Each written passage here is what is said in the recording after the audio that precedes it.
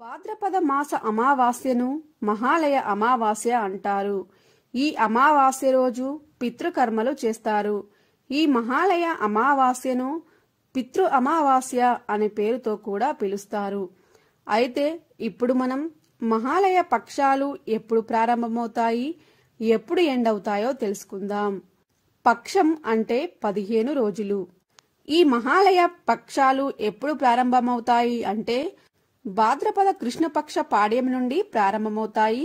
దీన్నే పితృపక్షాలు అని కూడా అంటారు. ఈ 2025వ సంవత్సరంలో మహాలయ పక్షాలు అంటే పితృపక్షాలు ఎప్పుడు ప్రారంభమవుతాయి అంటే సెప్టెంబర్ 8 సోమవారము శుక్లపక్ష పాడ్యమి నాడు ప్రారంభమై సెప్టెంబర్ 21, 2025 అమావాస్యతో పూర్తవుతాయండి. మహాలయ పక్షాలలో చాలా ముఖ్యమైన రోజు మహాలయ అమావాస్య.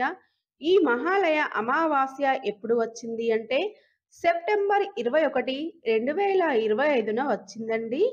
మహాలయ పక్షాలలో ఏం చేయకపోయినా ఈ అమావాస్య ఒక్కరోజు మీ పితృదేవతలకు ఇష్టమైన పనులను చేసి వారి ఆశీర్వాదం పొందవచ్చండి.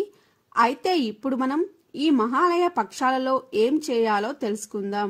మహాలయ పక్షాలలో ఎటువంటి శుభకార్యాలైతే చేయకూడదండి.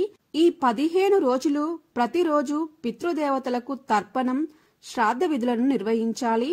అలా కుదరని పక్షంలో పితృదేవతలు ఏ తిథిలో మరణిస్తే ఆ తిథి రోజు పితృకర్మలు నిర్వహించవచ్చు.